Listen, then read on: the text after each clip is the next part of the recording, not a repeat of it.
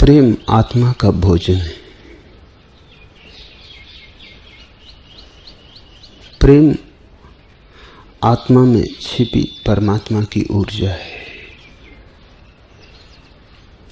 प्रेम आत्मा में निहित परमात्मा तक पहुंचने का मार्ग है। उसके बिना जो जीता है भूखा ही जीता है। उसके बिना जो जीता है वो क्षुधातुर ही जीता है। उसके बिना जो जीता है उसका शरीर भला जीता हो, उसका मन भला जीता हो, उसकी आत्मा मरी मरी ही रहती है। उसे आत्मा का कोई अनुभव भी नहीं होता।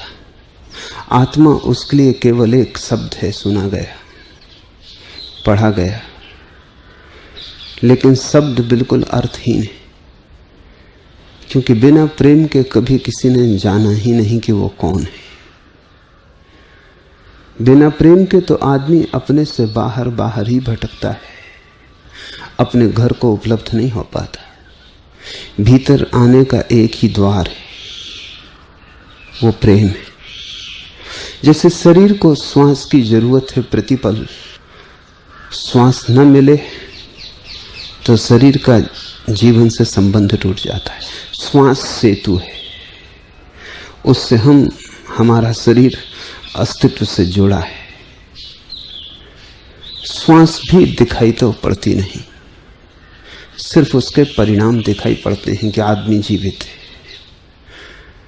श्वास चली जाती है तब भी परिणाम ही दिखाई पड़ते हैं। श्वास का जाना तो दिखाई नहीं पड़ता, ये दिखाई पड़ता है कि आदमी मुर्दा है। प्रेम और भी गहरी श्वास है और भी अदृश्य। वो आत्मा और परमात्मा के बीच जोड़ है।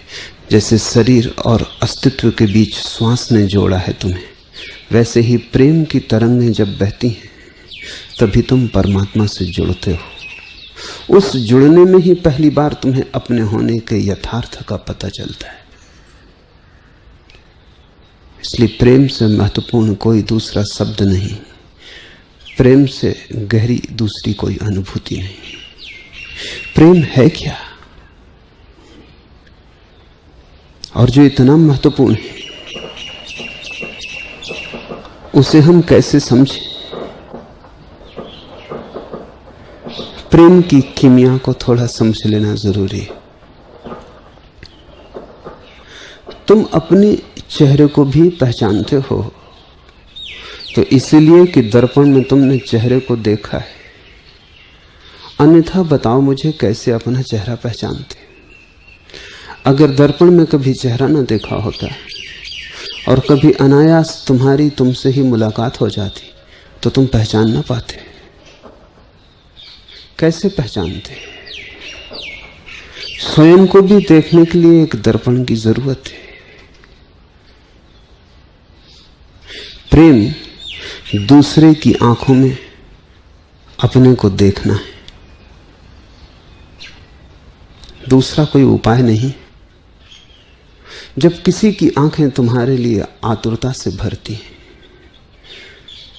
कोई आंख तुम्हें ऐसे देखती है कि तुम पर सब कुछ निछावर कर दे, किसी आंख में तुम ऐसी झलक देखते हो कि तुम्हारे बिना उस आंख के भीतर छिपा हुआ जीवन एक वीरान हो जाएगा। तुम ही हरियाली हो, तुम ही हो वर्षा के मेघ, तुम्हारे बिना सब फूल सूख जाएंगे, तुम्हारे बिना बस रेगिस्तान रह जाएगा। जब किसी आंख में तुम अपने जीवन की ऐसी गरिमा को देखते हो तब पहली बार तुम्हें पता चलता है कि तुम सार्थक हो। तुम कोई आकस्मिक संयोग नहीं हो इस पृथ्वी पर, तुम कोई दुर्घटना नहीं हो। तुम्हें पहली बार अर्थ का बोध होता है। तुम्हें पहली बार लगता है कि तुम इस विराट लीला में सार्थक हो, सप्रयोजन हो। इस विराट खेल में तुम्हारा भाग है। ये मंच तुम्हारे बिना अधूरी होगी। यहां तुम न होगे तो कुछ कमी होगी।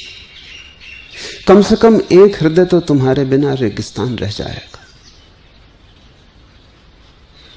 कम से कम एक हृदय में तो तुम्हारे बिना सब काव्य खो जाएगा, फिर कोई वीणा ना बजेगी।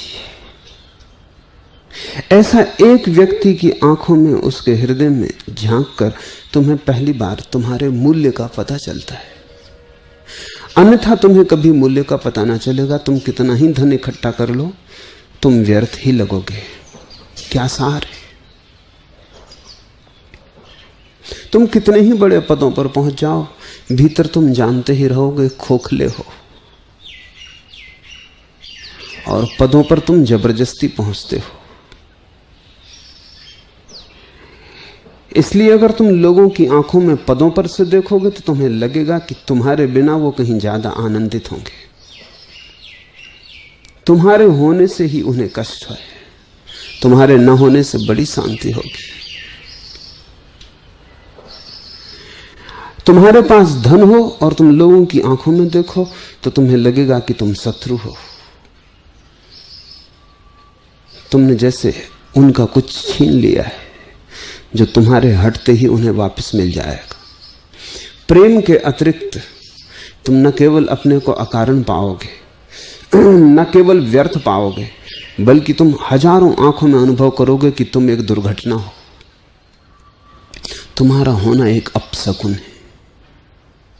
कोई तुम्हारे कारण सौभाग्य से नहीं भरा है, तुम्हारे कारण सब तरफ दुर्भाग्य के चिन्ह हैं। इन दुर्भाग्य के चिन्हों में, इन दुर्भाग्य की चीखती पुकारती आवाजों के बीच तुम नरक से घिर जाओगे। और अगर तुम्हें अपना जीवन नारकी मालूम पड़ता है तो समझ लेना कि यही कारण है। प्रेम में कोई उतरा कि स्वर्ग में उतरा। प्रेम के अतिरिक्त और सब स्वर्ग कल्पनाएं, प्रतीक है। एक ही स्वर्ग है वास्तविक, और वो ये है कि तुम किसी के लिए इतने सार्थक हो उठो कि दूसरा अपना जीवन खोने को राजी हो जाए तुम्हारे लिए।